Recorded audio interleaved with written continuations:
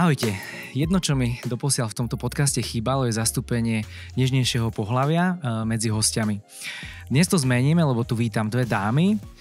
Aj o tom, aký je ich kľúč k úspechu v IT firme alebo v IT svete, nám povedia Zora Šafránová a Ľubica Neupauerová.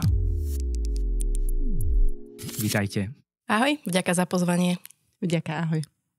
Minimálne jedna vec, ktorú máte spoločné, je, že ste nevyštudovali IT, ale predsa robíte v IT firme a pomerne na vysokej pozícii. Skúste mi teda povedať, ako k tomu došlo. Zorka, ako to bolo v tvojom prípade? Tak skončila som ekonomickú fakultu, potom som pracovala po väčšine ako HR business partner aj v IT firme, aj v cementárni a potom som sa dostala do v tom času T-Systems a teda odtedy som tu, je to 7 rokov a prešla som si niekoľkými pozíciami, takže celkom hladko. Ľubka, čo ty, aký bol tvoj vstup do IT sveta? Viem o tebe teda, že bol celkom zaujímavý, lebo ako matka 3 detí si teda dostala šancu po dlhej materskej, ktorej si sa chopila. Takže skús nám opísať, ako to bolo. Áno, môj vstup do IT sveta bol presne, keď som hľadala novú prácu po materskej dovolenke. Predtým vlastne som študovala medzinárodné vzťahy a diplomáciu a celkovo môj príchod do Košic alebo moje pôsobenie pracovné v Košiciach bolo o využívaní príležitostí. A po materskej dovolenke som hľadala skôr teda príležitosť uchytiť sa na pracovnom trhu a nájsť miesto, kde môžem fungovať aj s tými obmedzeniami alebo potrebami, ktoré 3 malé deti so sebou prinášajú alebo život s nimi. A teda začala som ako asistentka v spoločnosti, vtedy ešte T-Systems Slovakia a takisto cez viacero pozícií som sa dostala na svoju súčasnú.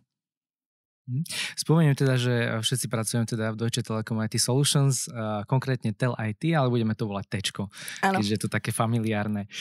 Dobre, aké sú podľa vás predpoklady na to, aby človek sa stal úspešný v IT, aj keď nie je ITčkár? Podľa mňa tie predpoklady sú rovnaké pre rôzne odvetvia, nie len pre IT. To, čo sa osvedčilo mne, je v podstate pracovať usilovne na tom, čo mi je zverené, brať to, ako by to bol môj vlastný biznis a dosiahnuť svojou prácou to, že sa ľudia, ktorí s tebou pracujú, vedia na teba spoľahnúť, že to, čo povieš, platí, to, čo sľubíš, doručíš. A to podľa mňa platí vo všetkých odvetviach. IT je len jedno z nich. Ľubka, ako to je podľa teba? Ja si tiež myslím, že úspech je všeobecne, alebo recept na úspech je všeobecne platný a jedna z ingrediencií podľa mňa je určite rozvíjať svoje silné stránky. A možno to nemusí byť taký tá lineárna cesta, že viem, že tu začínam a určite tu skončím, lebo život prináša príležitosti a častokrát aj nečakané, pretože svet sa mení, sa to celé rozvíja, ale keď pracujeme na tom, čo sú naše prírodzené predpoklady a ich rozvíjame, pridáme k tomu tebou spomínanú zodpovednosť a dôveryhodnosť, tak z toho sa dá namiešať úspešný koktail. To je vlastne polovica úspechu, povedzme, pretože tie predpoklady daného človeka sú jedna vec, ale možno to prostredie, v akom sa nachádza, to firemné prostredie je vec druhá. Aký je podľa vás Tečko zamestnávateľ? Pretože, Ľubka, ty si mi offline povedala, že firma aktívnych ľudí, tak ako si to myslela? Firma aktívnych ľudí a možno z pohľadu zvonku je tiež prekvapivé, keď sa potom človek dostane dovnútra, že je oveľa dynamickejší a oveľa širokospektrálnejší zamestnávateľ, ako by si tak človek zvonku pri pohľade na to magentové Tečko mohol pomyslieť. Že svoje miesto v Tečku si vedia nájsť ľudia v podstate všetkých špecializácií a rôznych odborností a rôznych povách.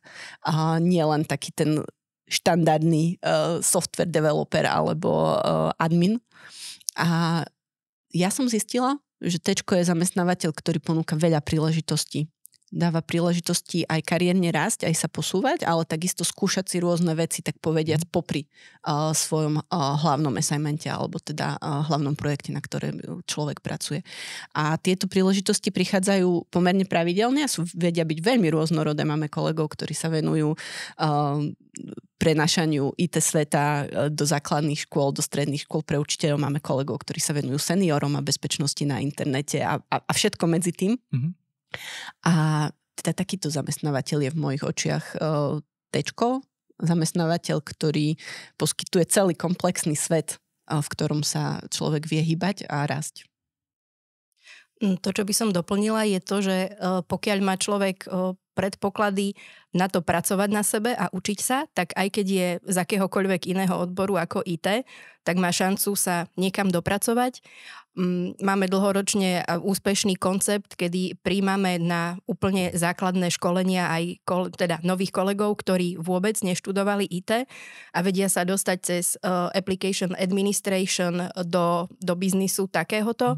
Potom, pokiaľ majú záujem, vedia sa posunúť smerom ku DevOps pozíciám, alebo niektorí po nejakých ďalších školeniach a získaní zručností sa stanú software inžiniermi. Máme skvelých programátorov, ktorí v minulosti študovali medicínu, alebo mali sme skvelých aplikačných adminov, ktorí skončili históriu a podobne.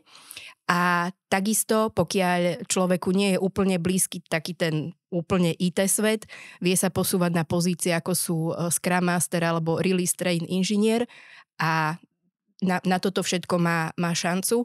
Čiže tie príležitosti sú naozaj široké a podpora aj manažérov, aj celá tá kultúra firmy je taká, že teda pokiaľ chceš sa posúvať a pracuješ na sebe, tak sa vieš naozaj dostať vysoko a ďaleko. Čiže presne si spomínala, že na tie IT akadémie alebo farmy berieme ľudí z ulice, to nazvime.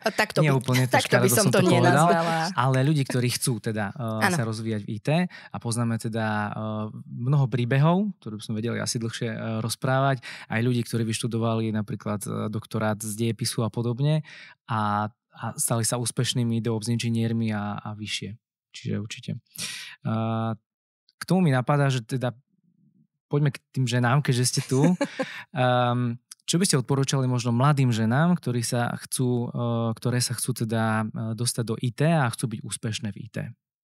Ja by som začala určite tým, že nebať sa a neprepadnúť tým stereotypom, že IT je len dosaďte si za 3 bodky to svoje a naozaj využívať príležitosti, ktoré sa im ponúkajú. A tá cestička môže byť aj veľmi špecifická, veľmi netypická, ale takisto naozaj sa dá nastúpiť aj na tú potom, ako Zorka spomínala, tú štandardnú kvázi developerskú cestu, hoc aj neboli predchádzajúce predpoklady. Skoro všetko sa dá naučiť. A to, že sme sa to povedzme nenaučili na gymnáziu, neznamená, že už sa tie dvere navždy zavreli. Existuje toľko formátov a toľko príležitostí, že hlavne na každú pozerať ako na možnosť a nebať sa toho, že netrafíme z prvej.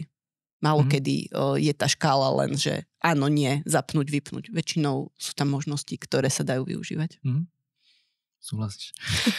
Dobre, možno mali ste vy ako ženy niekedy v IT alebo v našej firme alebo niekde v inej firme pocit, že tým, že ste práve ženy, že ste nejak menej rešpektované alebo podceňované? Nie. Nie. To sa mi nikdy nestalo. Mne takisto. A tam je možno otázka, že, lebo závisí to asi aj od osobnosti, nielen od toho, či si žena, ale jednoducho, keď vzbudzuješ rešpekt, tak si to k tebe nikto nedovolí, alebo nikto nie priamo. Ale nie, ja takisto našťastie nemám žiadnu takúto skúsenosť. Čiže... Ja si myslím, že je to akože áno, aj osobnosťou, ale aj toho, že potom odísť z takého prostredia a nebyť a hľadať také, kde bude každý rešpektovaný. Či žena, či muž, či junior, či senior, či osobnostný typ a podobne.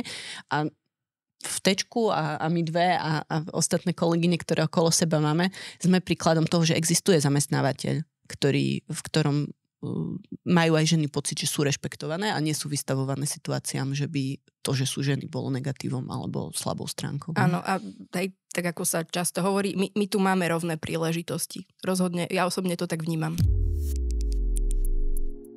Je taký stereotyp, alebo počul som taký stereotyp, že niektorí teda ITčkári, prudko-technickí ľudia sú naladení tak, že neveria nadriadeným, ktorí nie sú technicky zdatní alebo nie sú na ich úrovni.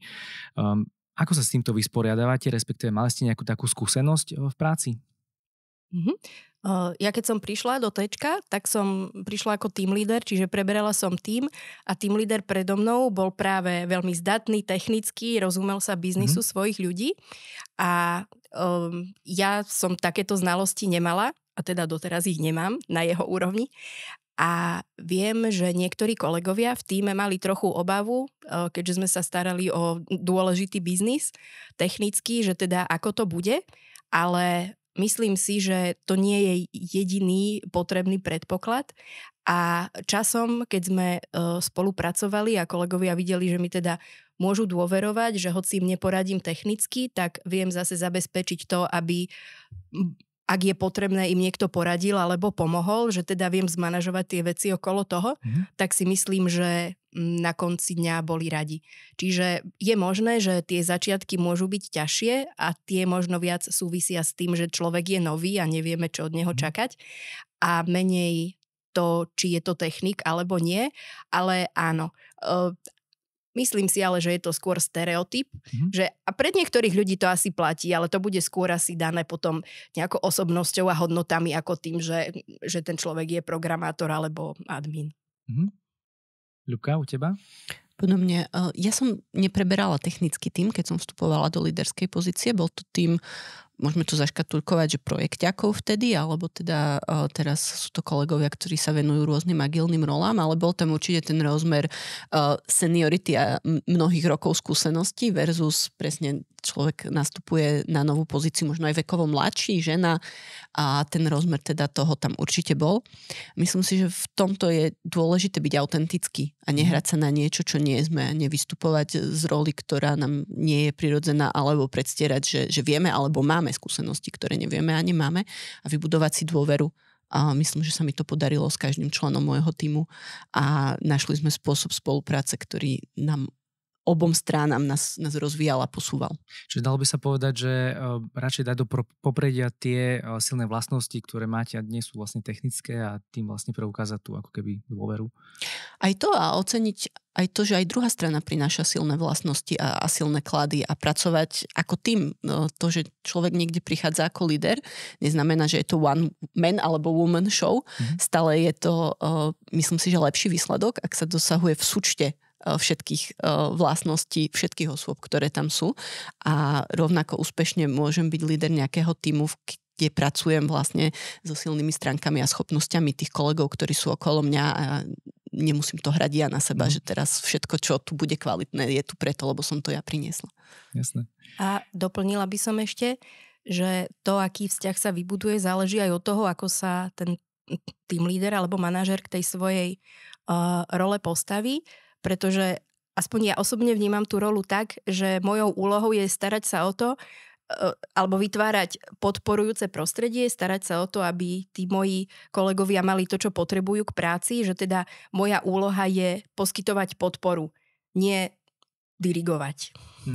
A možno k tomu ešte dodám, že niekedy práve to zrkadlo úplne iných skúseností a iného pohľadu, ktorý ten, povedzme, netechnik prináša do toho tímu, je aj prospešné, pretože nutí všetkých sa pozrieť na to aj z inej strany, alebo možno kladie hlúpe otázky, ktoré ale nás nutia uvažovať nad vecami, ktoré by sme ináč považovali za bežné. Spomeňme teda, že vy obe máte rolu chapter proxy. Skúste to tak v skratke povedať, o čom to je. Áno. Chapter proxy v podstate je to ekvivalent vedúceho oddelenia. Takže máme ja aj Ľubka pod sebou niekoľko tímov s rôznym zameraním a teda niekoľko tím lídrov a tí majú pod sebou svoje tímy. Čiže ako vedúci oddelenia. Čiže desiatky až stovky ľudí vlastne. Možno doplním, že vlastne sme máme postavenú organizáciu na spoločných skillsetoch zamestnancov, to znamená, každá z nás má svoj segment, ktorému sa venuje. U mňa sú to tie agilné role, agilní experti, či už na strane metodickej, Scrum Mastery, Release Train inžinieri a podobne, alebo potom produktovej, product ownery a product manažery. Zorka, ty sa venuješ. Áno, u mňa je to, čo sa volá operation, čiže to je v podstate application administration, staráme sa o aplikácie Deutsche Telekomu. K tomu mi teda napadá, že nedávno som počul otázku, či je vlastne potreba mať v organizácii people leadov, ktorí vlastne vedú ľudí. Čo si o tom myslíte? Aký je váš názor? Áno, to sme boli na rovnakej Q&A session, kde padla táto otázka. Ja si myslím, že ten názor pramení možno z toho, akú skúsenosť ten konkrétny pýtajúci sa človek má. Podľa mňa prácu dobrého team lídra akoby nie je vidieť, ale všetko funguje ako má, každý má všetky informácie, ktoré potrebuje, všetko k práci, čo potrebuje a ak má nejaký problém, vie za kým ísť. Ale toto nie je viditeľné. Je to v podstate podobne, ako keď máš ženu v domácnosti, ktorá teda vyzerá, že tak čo tam asi robí, ale ak to nebude robiť daný deň, tak tá domácnosť bude podľa toho vyzerať. Takže ja osobne som presvedčená, že team lídri alebo teda manažéri sú potrební, tá ich rola a tie očakávania sa menia, to je samozrejme, ale to, o čom ja som osobne presvedčená, tá dôležitosť spočíva v tom, že teda zabezpečuje rozvoj svojich zamestnancov, kladie im tie správne otázky, v podstate manažer ako coach je teda celkom dôležité. Stará sa o to, aby v tej svojej práci nemali nejaké prekážky, či už technické alebo administratívne, pretože on je tam na to, aby riešil tie problémy, ktoré nie sú práve obsahom tej jeho práce technickej. Aby vytváral nejaké bezpečné prostredie, kde aj trebárs ženy sú rešpektované, človek sa nebojí ozvať, vyjadriť svoj názor. Takže sú to také ťažko merateľné veci a úlohy, ktoré sú potrebné, aby sa ľuďom vôbec dobre pracovalo. Alebo preberú tieto role potom technici z tímov, alebo RT, product ownery, Ľubka v tom prípade? Považujem za veľmi dobré, aj som počula veľmi veľa pozitívnej spätnej väzby práve na to, že máme v našej firme dedikované pozície people leadov, to znamená ľudí, ktorí sa venujú rozvoju zamestnancov, sú tým lídrami svojich tímov, ale nemajú zodpovednosť za konkrétnu časť nejakej delivery organizácie, ale naozaj sa venujú tej ľudskej stránke toho celého.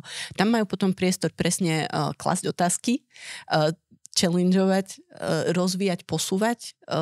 Vlastne ich naplňou práce je riešiť, že či tí ostatní kolegovia pracujú na tom najlepšom možnom mieste, keďže sme naozaj veľká spoločnosť a tých možností, kde pracovať, kde nasadiť toho konkrétneho človeka s jeho konkrétnymi schopnosťami je veľmi veľa a vybrať tú správnu niekedy nie je úplne jednoduché. Takisto, odkiaľ sa tam tí ľudia ocitnú, team leader, alebo teda people lead v našom ponímaní je ten, ktorý má priestor premýšľať nad tým. Otvorím akadémiu, idem na trh hľadať expertov, idem na vysoké školy, idem s akým segmentom idem pracovať, aby sme tu mali vhodných ľudí aj na budúci rok alebo o 3 týždne. A takisto pracovať s organizáciou ako takou. Je tiež segment, ktorý ak by nebol, tak by to bolo cítiť, že sa tomu nikto nevenuje. Takže prehadzovať to na ľudí, ktorí majú úlohy v rámci tej našej delivery organizácie, tých jednotlivých value streamov alebo release trainov, by bolo možné, ale už by to bolo tak, ako so všetkým, keď človek sedí na viacerých stoličkách, že niektorá nutne ťahá za kratší koniec. Takže myslím si, že tento spôsob vedenia organizácie je možno neúplne bežný, ale má svoje veľké pozitíva. Čiže bolo by fajn to zachovať. Ak by ste mohli robiť akúkoľvek prácu v živote, aká by to bola? Viem napríklad, Ľubka, o tebe, že ty rada čítaš a možno aj prekladáš knihy. To hovorím skôr ako anekdotu, že ak by som mala už pracovať len v tom móde, v ktorom sme boli, povedzme, počas korony, že ja versus moja obrazovka môjho počítača, tak potom by som radšej asi nerobila tú prácu, ktorú robím, ktorá je veľmi silno postavená na kontakte s ľuďmi, na komunikácii a na tých vzťahoch, ale že to môžem teda radšej prekladať knihy, ktoré by vedeli byť mojou veľkou vášňou. Čiže v šťastie je to možno paralela, že prekladáš tú reč zákazníkov do reči ITčkárov. Áno, alebo prekladám tie jednotlivé potreby do konkrétnych riešení, ktoré z toho vieme vyskladať z tých možností, ktoré máme. Zorka, čo by to bolo v tvojom prípade? No, ja keby som mohla robiť čokoľvek, tak ja by som robila presne to, čo robím. To mi nikto nebude veriť, ale je to tak. Veľmi pekná odpoveď. Že? Dobre, a ja viem o tebe, ale teda spomínala si mi, že rada čítaš detektívky. Je tam možno nejaká paralela k tej tvojej práci aktuálnej, ktorú robíš? Myslím si, že áno, lebo v detektívke mnohé veci na začiatku nie sú jasné, ako to vyriešiť, alebo veci nejako vyzerajú. A v práci manažéra, lebo jedna z vecí je aj to, že teda riešiš, keď je nejaký problém, A spravidla v tom našom biznise ten problém spočíva v nejakom konflikte medzi dvoma stranami, dvoma tímami alebo viacerými ľuďmi. A každý má na to ten svoj pohľad. A vypočuť si trebárs iba jednu stranu a na základe toho si urobiť závery, z toho pozerá veľká šanca, že sa pomýliš. Hej, čiže tak ako v detektívke, že vlastne potrebuješ mať k tomu otvorenú myseľ a vypočuť si všetky strany a uvažovať, že či naozaj je to takto, ako to jedna alebo druhá strana predkladá, tak v detektívke je to rovnaké. A teda pre mňa je dôležité, aby som bola ako team leader spravodlivá, aby som nikomu nekryjúdila, aby na konci boli všetci, ak už nie úplne, že spokojní, tak aspoň nie nespokojní. A k tomu podľa mňa práve treba pristupovať s otvorenou mysľou. Takisto ako v detektívke, lebo vlastne tí najzaujímavejší detektívy, teda o ktorých aspoň minimálne ja čítam, tak sú tí, ktorým to dobre myslí a vedia si spojiť veci a vidieť veci v súvislostiach. A nie sú to tie technické a DNA analýzy. Neviem, tie nie sú až také zaujímavé z toho pohľadu myslenia. Podľa mňa. Dobre, ďakujem veľmi pekne za príjemný rozhovor a inšpiratívne nápady. A vy ostatní nám dajte follow a tešte sa na ďalší diel. Tešte sa. Verím, že sa ti táto časť páčila, tak nezabudni dať follow a like a sleduj ďalšie časti tohto podcastu.